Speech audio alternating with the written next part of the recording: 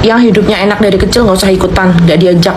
Kalian pernah ngerasain nggak sih di keluarga kalian itu cuman bapak ibu kamu aja yang nggak mampu? Jadi kalau pas kumpul-kumpul sama keluarga waktu kecil dulu, kamu tuh nggak pernah disapa sama keluarga yang lain.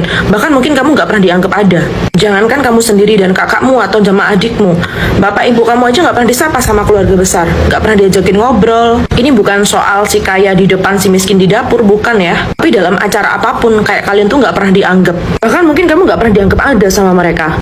Keponakan yang lain yang sama besarnya sama kamu, kalau makan diambilin, lauknya diambilin. Sementara kamu kalau ada acara, nggak ada tuh orang yang lihatin kamu atau nawarin kamu. Jadi nggak bakal ada tuh saudara yang lain yang nawarin kamu makan. Kamu mau ngambil takut, nggak ngambil yang lainnya makan. Yang lainnya dipuji-puji, yang cantik lah, yang ganteng lah. Kamu dan adikmu atau kamu dengan kakakmu nggak pernah dianggap ada. Yang lainnya kalau ada suguhan di meja pada diambilin. Kalau kamu sendiri jangankan diambilin, ditawarin aja enggak. Bahkan sekalipun kamu tuh sakit gitu sama adikmu atau sama kakakmu, itu nggak bakal ada orang yang nengokin. Sementara ponakan yang lain tuh yang dianggap ada sakit sedikit aja udah pada datang tuh nyamperin, udah pada nengokin, pada bawain kue-kue, makanan, susu. Sampai kamu tuh pernah berpikir, kenapa ya kalau aku sakit nggak pernah ada yang datang belikin makanan. Sementara saudara kamu yang lain, ponakan-ponakan kamu yang lain kalau sakit, makanan tuh penuh banget, bahkan kamu ditawarin aja enggak. Bahkan nih kalau pas waktu lebaran, kamu bareng-bareng nih berangkat sama keponakan-keponakan kamu di tempat saudara yang lain, kamu sendiri aja yang nggak pernah diajakin ngobrol. Bahkan uang saku kalian aja beda sendiri daripada ponakan yang lain. Apalagi kalau pas dikasih makan di depan saudara,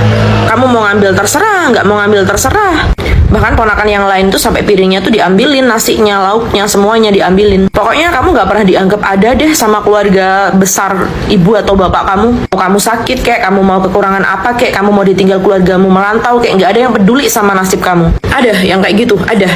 Pas udah besar aja nih, ponakan-ponakan yang lain pada kerja, dipuji-puji gajinya sekian juta. Ya kamu juga sama-sama kerja nih, nggak ada tuh yang nanyain kabar kamu. Yang lainnya pada diteleponin ke ponakan yang lain, nanyain gimana kabarnya, kapan pulangnya, berapa gajinya. Kamu sendiri nggak ada tuh, jangankan telepon, chat yang masuk aja nggak ada.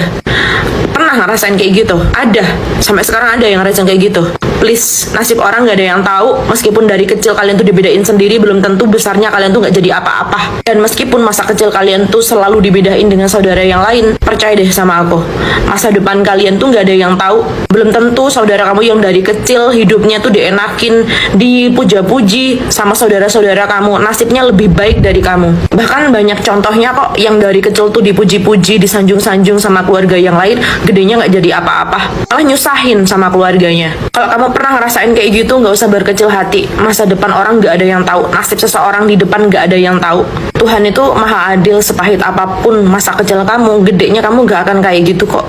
Kamu bakal jadi orang yang lebih sukses daripada saudara-saudara kamu yang disanjung-sanjung dulu. Fokusin kerja yang bener, nggak usah dendam, nggak usah menyimpan luka yang terlalu lama. Dan kamu harus janji sama diri kamu sendiri, next kalau kamu sudah berkeluarga, adik kamu sudah berkeluarga, kakak kamu sudah berkeluarga, kamu jangan jadi orang yang seperti itu. Jangan pernah membedakan ponakan-keponakan kamu, mau yang ada, mau yang nggak ada. Jangan sampai ponakan-ponakan kamu, anaknya kakakmu, anaknya adikmu, jangan sampai merasakan hal-hal yang pernah kamu rasakan di waktu kecil.